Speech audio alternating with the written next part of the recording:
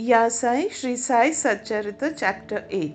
Chapter 8 describes the importance of human birth, Sai Baba's begging food, Baizabai's service, Sai Baba's dormitory, his affection for Kushal Chand.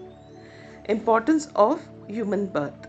In this wonderful universe, God has created millions of creatures inhabiting heaven, hell, earth, ocean, sky, and other intermediate regions. Of these, those creatures or souls whose merits preponderate go to heaven and live there till they enjoy the fruit of their actions, and when this is done, they are cast down, while those souls whose sins or demerits preponderate go down to hell and suffer the consequences of their misdeeds for as long as they deserve it. When their merits and demerits balance each other, they are born on earth as human beings and are given a chance to work out their salvation. Ultimately, when their merits and demerits both are worked out completely, they get their deliverance and become free. To put the matter in a nutshell, souls get their birth or transmigration according to their deeds and evolvement. Special value of the human body. As we all know, four things are common to all the creatures, namely food, sleep, fear, and sexual union. In the case of a man, he is endowed with the special faculty, namely knowledge, with the help of which he can attain God vision, which is impossible in any other species. It is for this reason that gods envy the human species and aspire to be born as men on earth so as to get their final deliverance. Some say that there is nothing worse than the human body, which is full of filth, mucus, and dirt, and which is subject to decay, disease, and death. This is true to a certain extent, but in spite of these drawbacks and defects, the special value of the human body is that man has got the capacity to acquire knowledge. It is only due to the human body or an account of it that one can think of the perishable and the transitory nature of the body itself and of the world, and have aversion for sense enjoyments, and can discriminate between the unreal and the real, and thus attain God vision. So, if we reject or neglect the body because it is filthy, we lose the chance of God vision, and if we indulge it and run after sense enjoyment because it is precious, we go to hell. The proper course, therefore, for us to pursue is the following: that the body should neither be neglected nor fondled, but should be properly cared for, just as a traveller on horseback takes care of his horse on the way till he reaches his destination and returns home. Thus, the body should ever be used or engaged to attain God vision or self realization, which is the supreme end of life.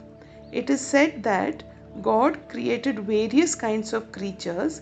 He was not satisfied, for none of them was able to know and appreciate his work. So he had to create a special being, man, and endow him with the special faculty, namely knowledge. And when he saw that man was able to appreciate his Leela, marvelous work, and intelligence, he was highly pleased and satisfied.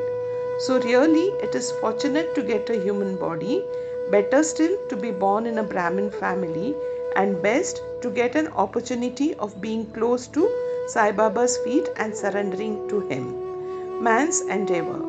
Realizing how precious human life is and knowing that death is certain and may snatch us at any time, we should be ever alert to achieve the object of our lives.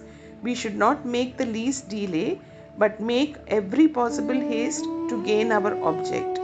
Just as the king leaves no stone unturned to seek his lost son, so with all earnestness we should strive to attain our end, that is self-realization. Casting aside laziness, warding off drowsiness, We should day and night meditate on the self. If we fail to do this, we reduce ourselves to the level of beasts. How to proceed?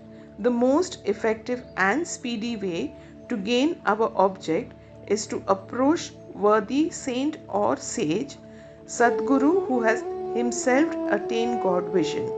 What cannot be achieved by hearing religious discourses and study of religious texts is easily obtained in the company of such worthy souls. Just as the sun only gives light, which all the stars put together cannot do, so the Sadguru alone imparts spiritual wisdom which all the sacred books and sermons cannot do. His movement and simple talks gives us silent advice. The virtues of forgiveness, calmness, disinterestedness, charity, benevolence, control of mind and body, egolessness, etc. are observed by the disciples as they are being practiced in such pure and holy company. This enlightens their minds and lifts them up spiritually. Baba was such a sage or Sadguru. Though he acted as a fakir, he was always engrossed in self. He always loved all beings in whom he saw God or divinity. By pleasures he was not elated, he was not depressed by misfortunes. A king and a pauper were the same to him. He whose glance would turn a beggar into a king used to go to begging food from door to door in Shirdi, and let us now see how he did it. Baba begging food. Blessed are the people of Shirdi in front of whose houses Baba stood as a beggar and called out, "O my, give me a piece of bread," and spread out his hand to receive the same. In one hand he carried a tin pot and in the other a zoli or a chaupadri, that is a rectangular piece of cloth. He visited certain houses daily. Liquid or semi-liquid things such as soup, vegetables, milk or buttermilk were received in the tin pot, while cooked rice, bread and such solid things were taken in the zoli. Baba's tongue knew no taste, as he had acquired control over it. So how could he care for the taste of different things mixed up together? Whatever things he got in his zoli and in the tin pot were mixed together and partaken by Baba to his heart's content. Whether particular things are tasty or otherwise was never noticed by Baba, as his tongue was devoid of the sense of taste altogether.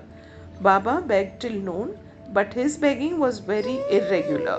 Some days he went a few rounds, on other days up to 12 noon. The food thus collected was kept in a kundi, that is the earthen pot. Dogs, cats and crows freely ate from it, and Baba never drove them away. The woman who swept the floor of the masjid took some 10 or 12 pieces of bread to her house, and nobody prevented her from doing so. How could he, who even in the dreams never warded off cats and dogs by harsh words and signs, refuse food to poor helpless people? Blessed indeed is the life of such a noble person. People in Shirdi took him in the beginning for a mad fakir. He was known in the village by this name. How could one who lived on alms by begging a few crumbs of bread be revered and worshipped? But this fakir was very liberal of heart, detached and charitable. Though he looked restless from outside, he was firm and steady inside. His way was inscrutable. Still, in that small village there were a few kind and blessed people who recognized him and regarded him as a great soul. One such person's account is given below. Baizabai's brilliant service. Tatyakoti's mother, Baizabai, used to go to the woods every afternoon with a basket on her head containing bread and vegetables. She roamed in the jungles kilometers after kilometers, trampling bushes and shrubs in search of the mad fakir, and after finding him, fell at his feet.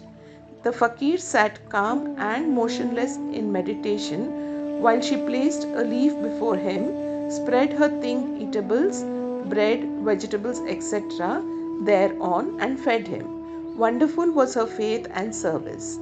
Every day she roamed at noon in the jungles and insisted upon Baba to partake of the lunch. Her service, upasana or penance by whatever name we call it, was never forgotten by Baba till the end. Remembering fully what service she rendered, Baba benefited her son significantly. Both the son and the mother had great faith in the fakir who was their god. Baba often said to them that fakiri is real, lordship is transient. After some years, Baba stopped going to the woods and began to live in the village and take his food in the masjid. Thus, Baizabai's trouble of roaming in the jungles ended. The dormitory of Trio.